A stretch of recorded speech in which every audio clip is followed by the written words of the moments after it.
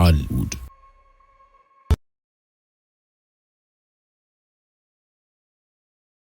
እንደምንሰነበታችሁ ውድ አድማጮች፣ ለዛሬ ተከታዩን ሐሳብ እንመለከታለን።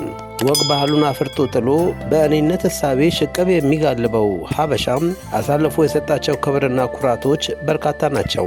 ለጊዜው ሌላውን ትተን ከምግብ ጋር ተያይዞ ያሉ የአመጋገብ ሁኔታዎችን እንመልከት። በአመጋገብ ጉዟችን በተለያዩ ሁኔታዎች ውስጥ ስንገኝ የምግብ ፍጆታችንና ብክነታችን ሲያሳስበን ለመመገብ መሰለፍ ሳይኖርብን እየተሰለፍን በጋራ ከመመገብ ተሻግረን ለየብቻችን መመገብን ልምድ እያደረግን መጥተናል። መቼም ያው እንደሚታወቀው ተለያይተን እየሰራን ተሰባስበን እየተመገብን በበዓላት የምንመገባቸው ምግቦች የዘወትር የምግቦቻችን ምርጫዎች፣ በየሰርጉ የሚዘጋጁ የምግብ ማድመቂያዎች፣ በየስብሰባውና በየዝግጅት ቦታዎች የሚዘወተሩ የምግብ አይነቶች ከሚጠበቀው በላይ እየበዙ መምጣታቸው ይስተዋላል። አሁን በየወቅቱ እንደሚስተዋለው የተለያዩ ዝግጅቶች በሚኖሩ ቁጥር የብፌ ምግብ አመጋገብ ስርዓት እንዲሁ ከጊዜ ወደ ጊዜ እየተስፋፋ መምጣቱ አልቀረም። የሰው ልጆች በደስታም ሆነ በሌላ ጊዜ ልዩ ጉዳይ ሲገጥማቸው ከሚያደርጉት ግብዣ ጀርባ በተለይ ለተጋባዥ ምግብ ለማቅረብ ሲያስቡ የብፌ ምግብ መስተንግዶ ምርጫቸው እየሆነ መጥቷል። የብፌ አመጋገብ ስርዓት ታዲያ ለአንዳንዶቹ የዘመናዊነት እሳቤ ምልክት ተደርጎ ቢቆጠርም ዋነኛ ዓላማው ግን በገፍ እየቀረበ ለምግብ ብክነት ሲጋለጥ የነበረውን የአመጋገብ ስርዓታችንን ለመታደግ ታስቦ ይመስላል። በአሁኑ ወቅት እየተለመደ የመጣው የብፌ አመጋገብ ስርዓት ምግብን በአግባቡ በመመገብ ከዚህ በፊት የነበረውን የአመጋገብ ስርዓታችንን ምን ያህል ከብክነት እንደታደገው አፍ ሞልቶ መናገር ባይቻልም በተለይ በከተሞች አካባቢ የብፌ አመጋገብ ስርዓት እየተለመደና እየተስፋፋ መምጣቱን ግን መናገር ይቻላል። ለማንኛውም የብፌ አመጋገብ ስርዓት እንዴትና የተጀመረ የሚለውን እሰጥ አገባ ቆይተን ከምግብ ብክነት ይታደገናል፣ ተመጋቢውም ቢሆን እንደየምርጫው እየተስተናገደ የሚፈልገውን በመመገብ ከመጨነቅ ይተርፋል ተብሎ የተመረጠው ብፌ እንዴት እየተጓዘ ይሆን በሚል ማየቱን መርጠናል። የብፌ ምግብ ሲታወስ አይነታቸው የበዛ የወጥ ድስቶች ተደርድረው የተሸረሸነ እንጀራ ዳቦ ተከምሮ እንደየደረጃው የቁም አሮስቶና የበሬ ሽንጥ ተጋድሞ በቀለምና አይነት የተሽጎረጎረ የማባያ አይነት ማየት የተለመደ ነው። በአንድም ሆነ በሌላ ምክንያት የብፌ ማዕድ ታዳሚ ስንሆን እንደ ምግብ ምርጫችን ሁሉ የምግብ አነሳሳችንም እንዲሁ መለያየቱ አይቀርም።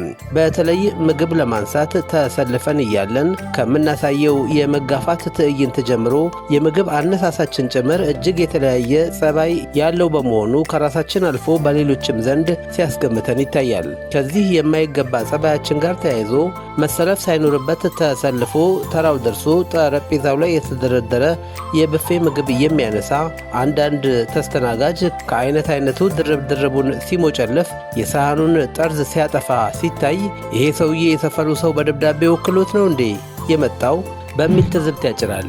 የብፌ አነሳሳችን አይነቱ ብዙ ነው። የዘንድሮ ትምህርት ቤቶች እንግሊዝኛ ማስተማር እንጂ መቼም ምግብ አመጋገብ አያስተምሩምና የብፌ አመጋገባችን ጉዳይ በተማረውም ባልተማረውም መካከል ተመሳሳይ ክፍተት ፈጥሮ ሲታይ ብዙ የሚያስገርም ይሆናል። ሌላው የብፌ አንሺ በበኩሉ የሚያነሳው የምግብ ክምር ሲታይ ጭነጭኖ ለመወዳደር እንጂ ለመመገብ የሚሄድ አይመስልም። አንዳንዱ ደግሞ ከሚያነሳው የምግብ ቁልል የተነሳ ለቃሪያ የሚሆን ማስቀመጫ ቦታ ቸግሮት ቃሪያውን ጆሮው ላይ ሻጥ የሚያደርግም አይጠፋም። ምግብ ለማንሳት ተራው ደርሶ በምግቡ ብዛት ግራ በመጋባት ከኋላ የተሰለፈውን ከየትኛው ላንሳ በሚል ዞሮ ምክር ጠያቂም ያጋጥማል። ምግብ ሊያነሳ ተሰልፎ ከችኮላው ብዛት ከጎኑ ካለው ጋር የሚጋጭ አሊያም መታገስ አቅቶት አይኑ እንባ የሚያቀር አለ።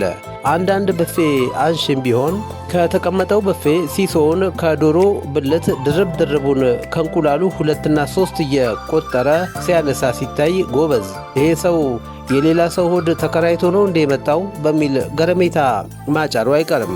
የብፌ ምግብ አነሳሳችን አይነቱ ብዙ ነው። ምግብ ለማንሳት ሲጣደፍ የሰው ልብስ በወጥ የሚያበላሽ ያጋጥማል። ባነሳው ምግብ ላይ ሙዳ ጥሬ ስጋ ጣል አድርጎ የምግብ ተራራ ፈጣሪም እንዲሁ ይስተዋላል። ምግብ ሲያነሳ ተመራማሪ ወይንም አሳሽ የሚመስልም አለ። የሚያነሳው ምግብ የውሃ ቦይ ላይ ጣል ቢደረግ ውሃ የሚገድብ ክምር ምግብ አንስቶ 2 ጉርሻ እንደጎረሰ መብላት ተስኖት አይኑ የሚቁለጨለጭም ያየውን ሁሉ አንስቶ ምንም ሳይነካው ጥሎት እብስ የሚልም በየስፍራው ያጋጥማል። ጎላ ጎላ ያሉትን ለማየት ሞከርን እንጂ የብፌ ምግብ አመጋገባችንና አነሳሳችን ከሚባለው በላይ ለትዝብት የተዳረገ ነው። ምግብ ለሰው ልጆች ስለማስፈለጉ አይካድም። የሰው ልጅ ለመኖር በሚያስችለው መልኩ የሚጠበቅበትን ሰርቶ ለማደር በሚችለው መልክ መመገብ ይኖርበታል።